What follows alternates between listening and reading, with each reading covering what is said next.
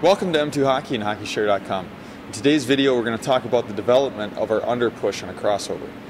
So specifically, we're going to talk about the outside edge push and how do we actually go about developing the strength of this push and make it effective for us during a regular crossover execution. So the first fundamental that has to be established is players have to have a good solid base on outside edges. And that starts with the simple development process of getting comfortable holding their outside edges, doing the outside edge drills, doing the variations, the 360s, and again, just generally being able to glide on them. So if the player's not fundamentally comfortable on the outside edge, this push is going to be extremely difficult. So what we look for when we're talking about comfort on an outside edge is we're talking about comfort during a glide on an outside edge, and we're also talking about comfort during a turn in an inside edge. And there's a specific difference. Being that the glide, when we're gliding, when we're not fundamentally making a tight turn, we're making a very easy turn, but we are on our outside edge, we're going to have that weight shifted more towards the ball of the foot, whereas if we're making an aggressive turn, such as in a tight turn or in an aggressive crossover position, then that weight's going to be shifted back to the heel for a little bit more control, or towards the heel, I should say, not on the actual heel, but just behind the middle of the skate, so that we have a little bit more grip into the ice and we're able to maintain our balance throughout that turn. So the first step is literally to get them to understand the weight positioning on their skate blades. So if it's a simple glide, it's an outside edge glide with the weight coming to the front of the foot, towards the ball of the foot. As they develop that comfort, that glide will actually become very, very quiet. There won't be a lot of digging. Now when they execute the actual edge drill, where they're executing a deeper turn, you can hear your skate starts to get into the ice, and that's because we're taking a more aggressive stance on it. So when players go through these drills, there should be no hurry for them to get off of that outside edge. They should be able to hold that as long as they need to throughout the execution of the drill, and eventually you're going to run out of speed, or you just have to take the step to accelerate out. So step one, again, develop that outside edge. As you develop that outside edge, the next thing we want to look at is developing the range of motion, so that as we step over, it's not quite a short step.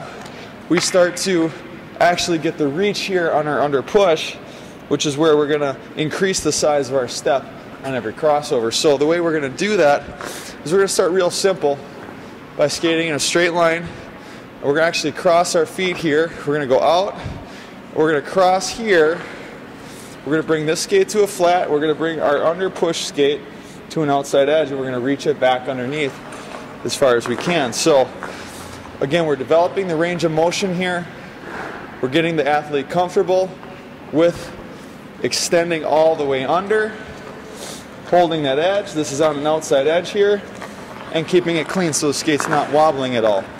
So again, we would go down the ice, and we'd alternate which skate's going in. So first time would be here, come back out, and come back in here, and again continue to reach and push and see how wide we can get that reach. Obviously without equipment on, I can have a slightly longer reach than if I had full gear, but the athletes need to continue to develop this distance here, this push, so that they can execute a complete and powerful cross under.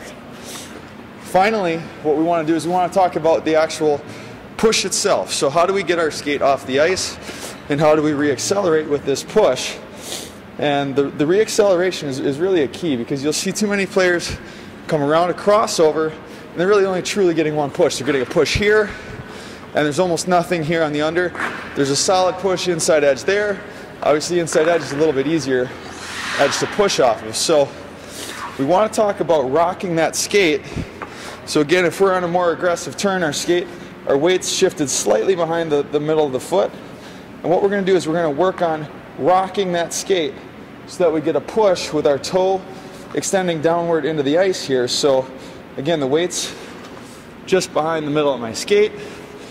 Now I'm going to push that toe into the ice, extend it down and out, and that's what's going to give me my push out. So when you actually hear the execution, just like when we push with our inside edge, you hear a push in the ice, you hear this. You want to hear the same thing with the cross under, same push underneath. And this happens by extending that ankle and pushing that toe down into the ice, down and out.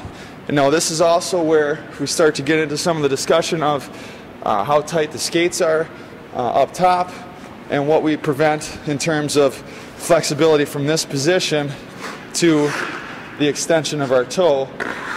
The ability to go from here to here is hindered the tighter that we have the skates wrapped up top. So I always recommend athletes have their top lace undone. Personal preference, but you want to be able to have a full range of motion for this ankle as you push. So as I'm here, my skate is actually going to, as I push my leg out, extend my leg into the ice. Now at the very end, I'm going to push that toe downward. And so this is a skill that's incredibly important for every skater to learn so that they execute effective crossovers and they don't lose speed during these acceleration turns. Hope you find these tips helpful. We'll see you next time at M2 Hockey and HockeyShare.com.